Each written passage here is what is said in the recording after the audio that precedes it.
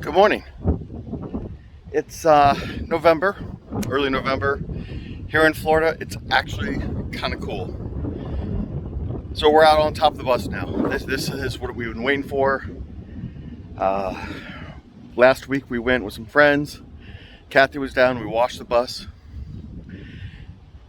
This week we're still washing the bus.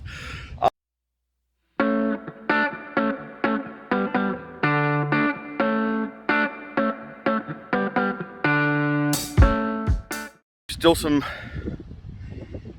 some black stuff on it, you know.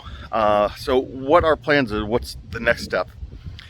Is I gotta clean it, let it dry, sand it, we gotta wash it again, well, rinse, prime, paint, and then we're gonna seal up. There's 2 or 3 spots where the sheet metal is connected with the rivets that has started to form a little gap, either from us walking on it or just from age. So we're gonna seal that up. Once all that's done, then we're gonna install the brackets that's gonna hold our unistrut up. And then once we get that unistrut in, that's when we're gonna install solar panels, AC, that type of stuff. The luggage rack in the rear storage bay. So let me tell you what I'm talking about. So today all I'm doing is I'm just coming out and cleaning it. So we see the black stuff, and it's really on that edge where it kind of rolls off. That seems to be the trouble spot on Logan, are these edges. So I've got hard bristle brush, squirt bottle that sprays a little bit more than 6 inches away with half Clorox cleaner, half water, and then I got a 24 pack of water. So the 24 pack of water is just gonna be to rinse it off once we scrub it up. This is a real pain in the ass not being able to work on your bus in your driveway. Not super happy with the HOA. It makes an already difficult job just that much more difficult. So when you get a bus, if you're thinking about getting a bus, something to consider. Where are you gonna work on it? What facilities do they have there for you to do it? We're in a pretty good spot. They don't care if we work on it.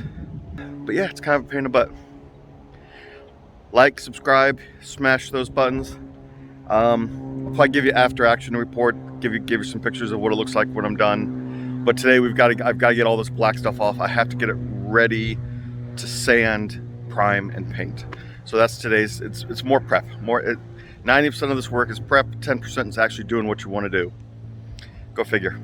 Thanks, guys.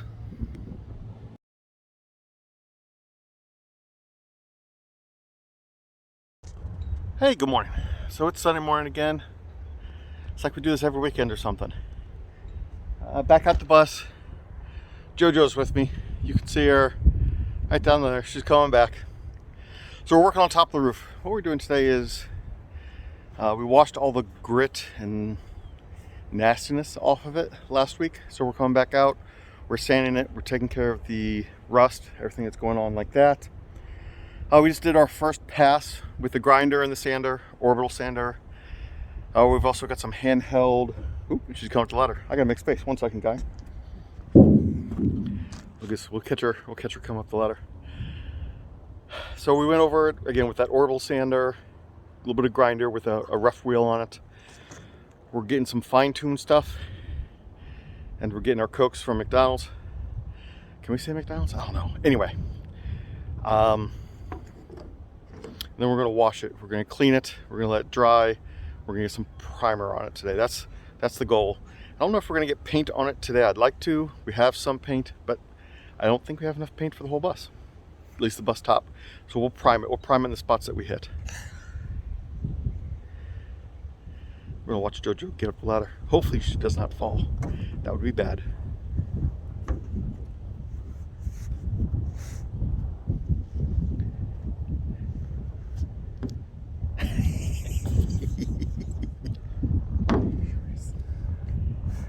Hi, Joe Jocelyn. Hi, Joe Jocelyn? I was going to say JoJo, but then I wanted to use Jocelyn, so my brain got mixed up right in the middle of that. That's all right.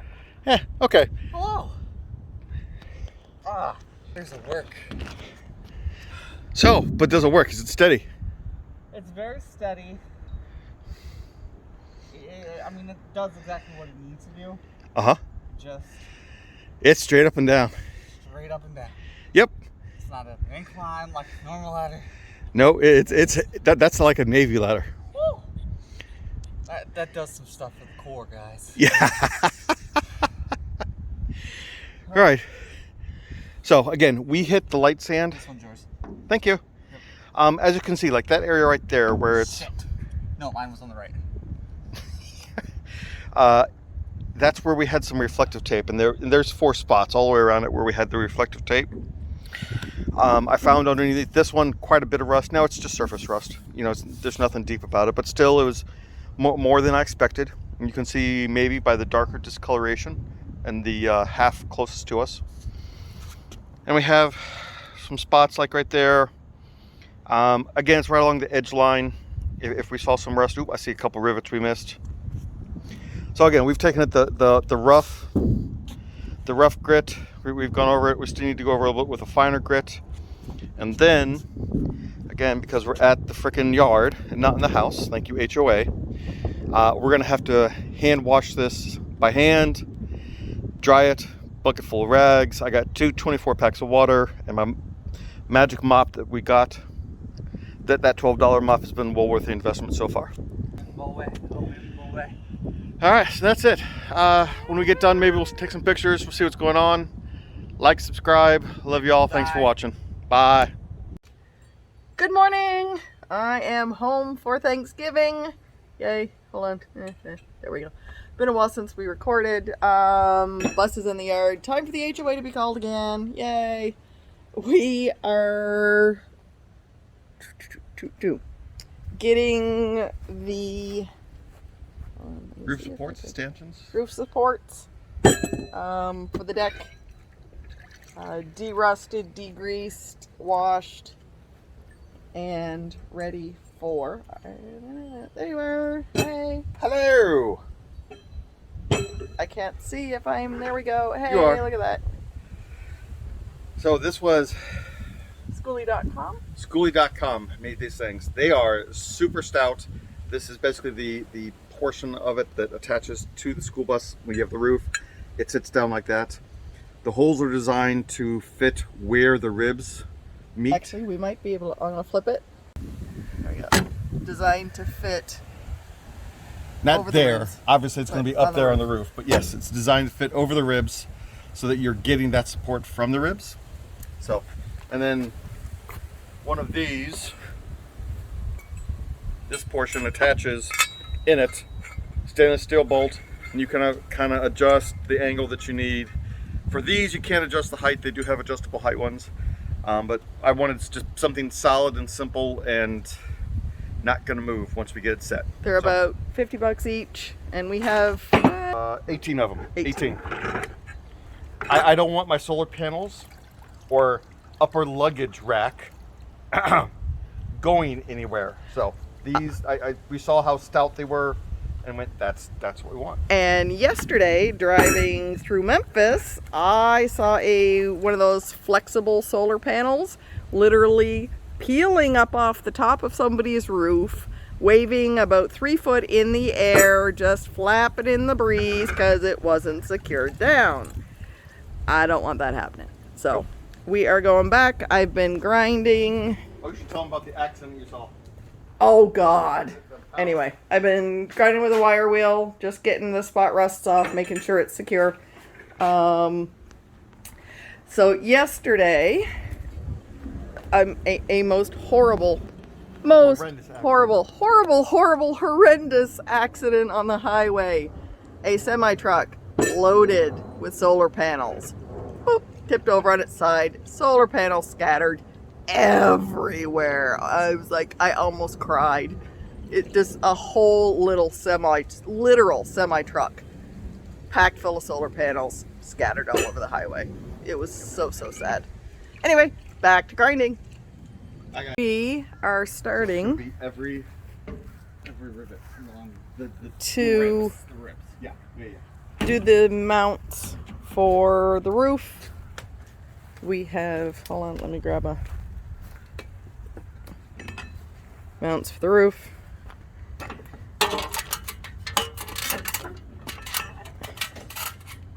We've chalked a line and we are going to attach them there. Drill a hole, self-tapping screw, and then hopefully it stays. Hey, hey, hey! So we have gotten almost half of one side done. Right there. Yay! I've got. All the way up. Hello, ladies. Hello. I don't know if I got you both in there or not. Hey, look at that. There we go. I've recocked the windows. And we're trying to get her waterproof. And now I have to go inside and caulk all of the spots where that goop is. So that's what I'm going to go do next. Good morning, everyone. Guess where we are again? It's a bus video. I'm thinking we're at the bus. Yay, good morning. So what are we doing today, love? So we're once again we're putting the feet of our stanchions on. We learned a little bit of a lesson last time, so we're adjusting it to where the holes that we're going through are at the same spot that the rivets are. That way we know we're centered on that rib on the inside. So we're just doing a little bit of adjustment, and then we're going to put this side stanchion, the feet on for the stanchions. I'm looking over at our light over here. That might be in the way. So we'll figure out what's going on with those lights here on the back of the bus. Oh, we can always move them down if we need to. Yeah, and then that may be what we have to do is move those lights down. All the feet for the roof rack supports are in. We have drilled them right through between the hat channel. They were designed that way, which works beautifully. So each and every one of them is like that. You want me to talk? Yeah, go. All right, see what we're looking at is the most front foot placement that we had. So you can see that we've got the original 4 holes. 2 of them were in the hat channel, 2 of them were in the sheet metal, the first panel of that roof of the bus. But they're uneven. They don't sit right together. And so what happened was our foot for that stanchion was like catawonky. It was just all kind of messed up. So what we did, here, let's go over the other side. We can see one that's actually in place. Is we moved it forward, and we're going to use some of the same holes. The 2 holes, well, we didn't quite do that one right anyways. But we're going to use the holes that are in the hat channel, but now we're also going to use the hat channel. So we've moved it forward onto the hat channel completely. It's nice, it's even. We had to grind down one of those really big rivets. We just flattened it because it had a big mushroom head. We just flattened it so it could sit there nice and tight. That's what we're looking for. That's in line with all the other feet. That's in line with the stanchions. That's going to give us a nice straight line to work from. So we made a mistake. We pulled it out and we have to fix the mistake. And that's what we're doing. And that's the bus life, is fixing the damn mistakes.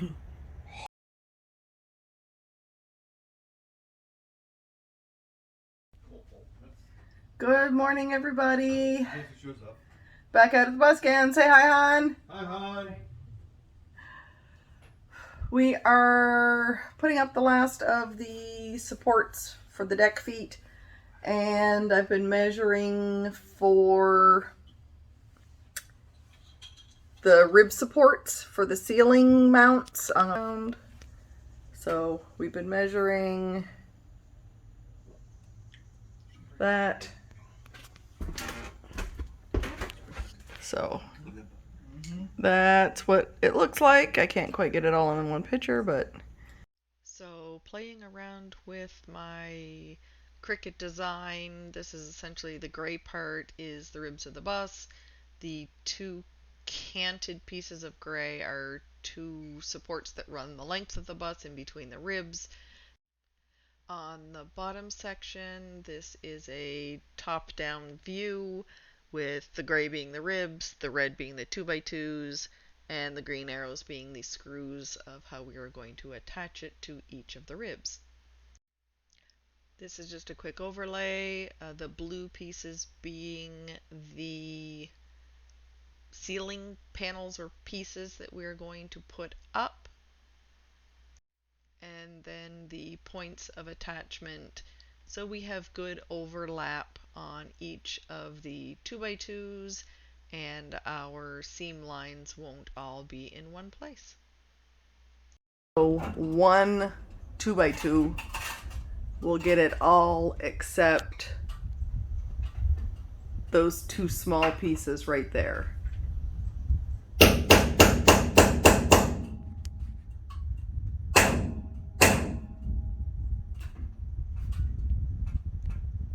So this is all the waste that's left of one 2x2 96 inches long. So I'm using a cutlass optimizer. It's by Kurrigan Industries. It's absolutely wonderful. You put in the length of the stock, which for us is 96 inches, put in how many you have, and what your material is, your stock length, what the kerf is on your saw blade, and then you type in, I have a 20-inch piece I need to cut, I need 14 of those pieces, add it, and it adds it to a cut list. Then you can add in, say I need an 8-inch piece, I need 14 of them, add that to your list, and it adjusts your cut sheet. I had 4 pieces of wood. Add in as many or as few as you like. It will automatically, as long as you don't change your stock length, it will keep things going. I'm just going to play with this here a little bit and add in different cuts so that you can see how it goes across. And just playing with it, adding in different numbers.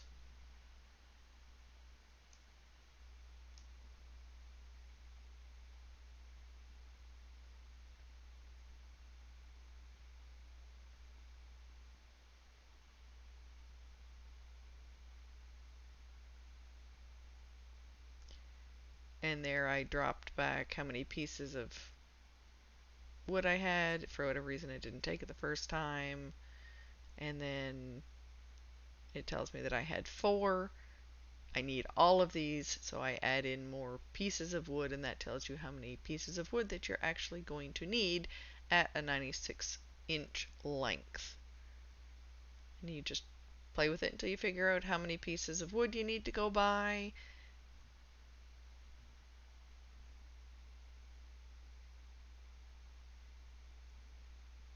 So at this I have 7 plus 5 plus 4.